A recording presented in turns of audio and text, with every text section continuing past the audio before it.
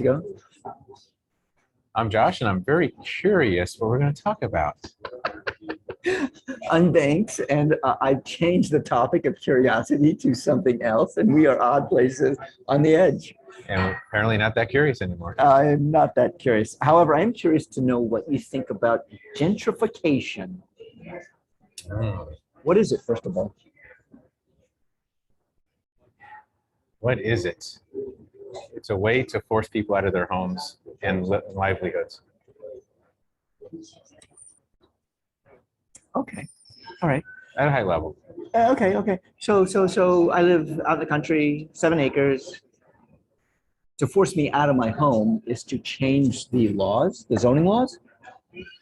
To make your home inhabitable to you. So it can then be habitable to somebody else. Right. That's my understanding. So a couple of weeks ago. But you're fine because you're white male, so don't worry about it. You're cool. All right, you bring up a point there, and that is about a week ago, I was going through my news feed, and I came across this article. I only read, I just tasted it, and it was something like, and I did not verify it. It was something like a black couple in San Francisco took off their race on their deed, I guess, or on the application, or on their deed of the home, and they found out that they sold it for their house $500,000 more by not having that they were African American. Not surprised. Is that gentrification? No, that's discrimination.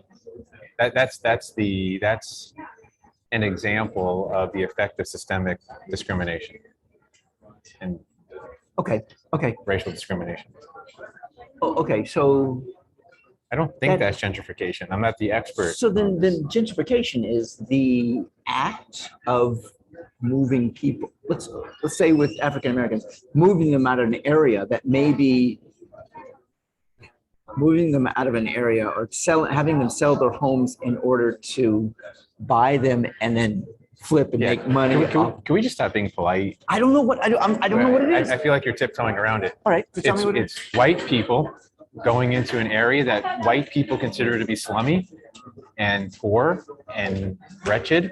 Okay. And we come in and we force people out so that we can now tear everything down and rebuild something nicer that the same black folks that we just pushed out can no longer afford.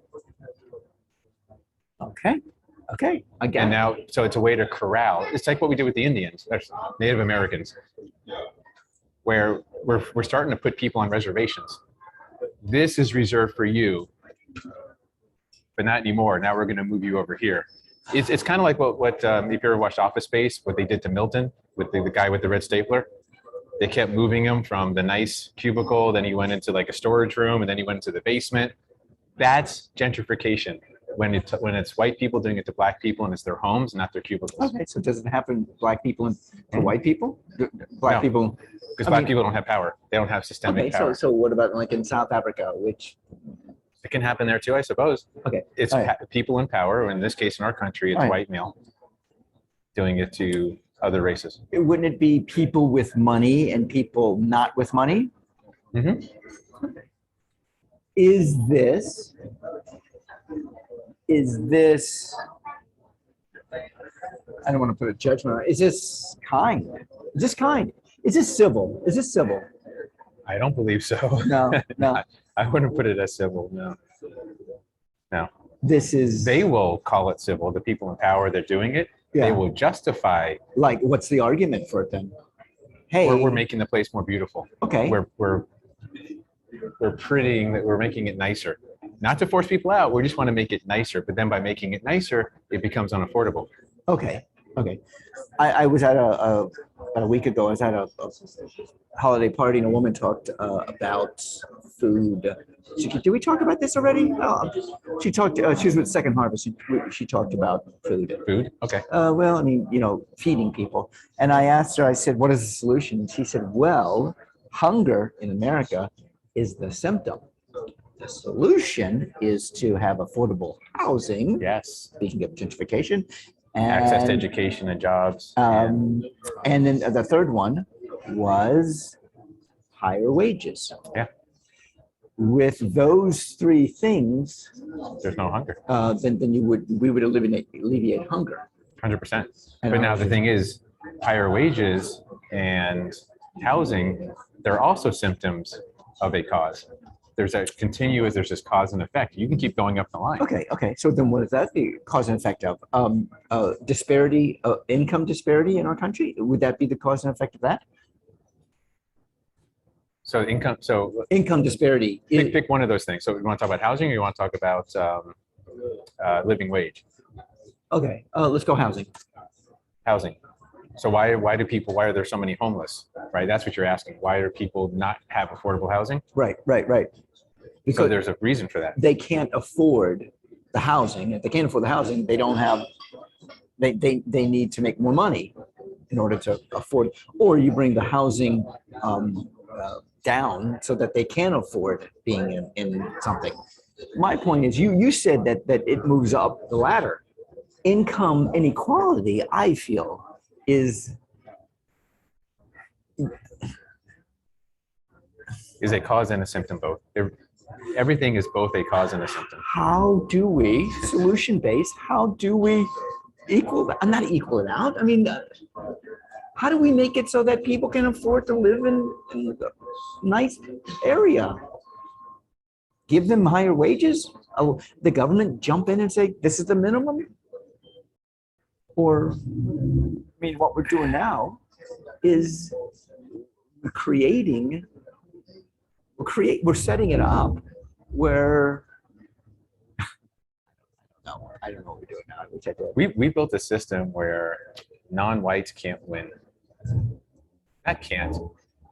It's just not designed for them to win.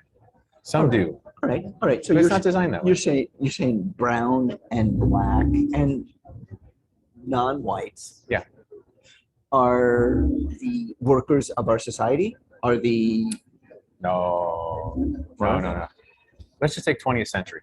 Okay. You want me to? I'll sum up 20th century and what we've done. let's go history lesson. History with Josh. lesson. History lesson. Very simple.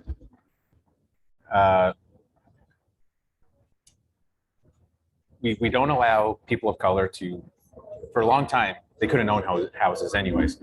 They couldn't own housing. They couldn't get bank loans to own housing. They couldn't get loans for start a business. This is still the case. I'm not saying this is gone, but this was very open and obvious.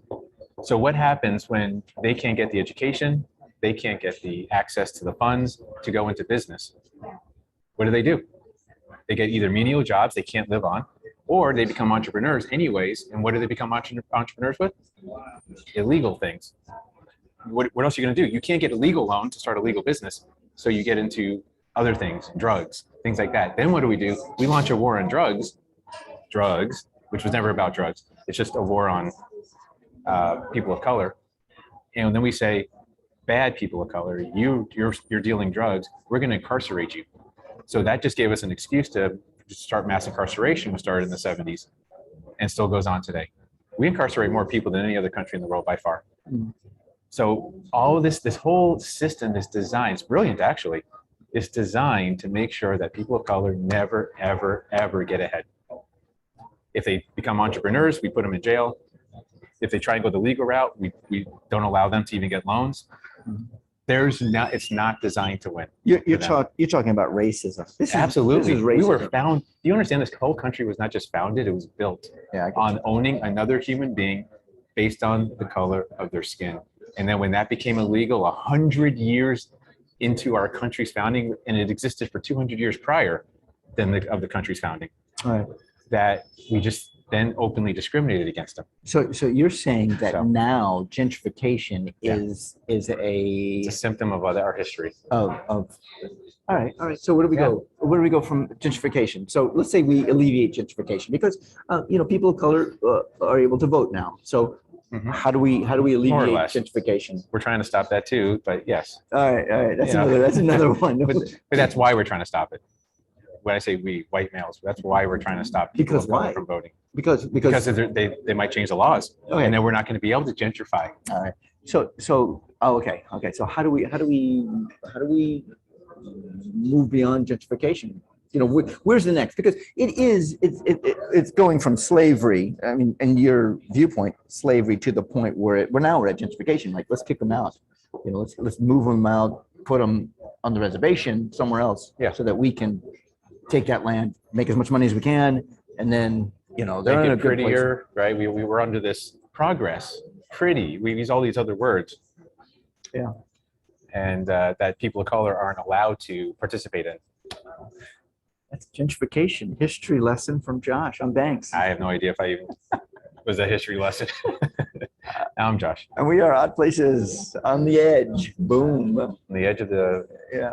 this gentrification zone.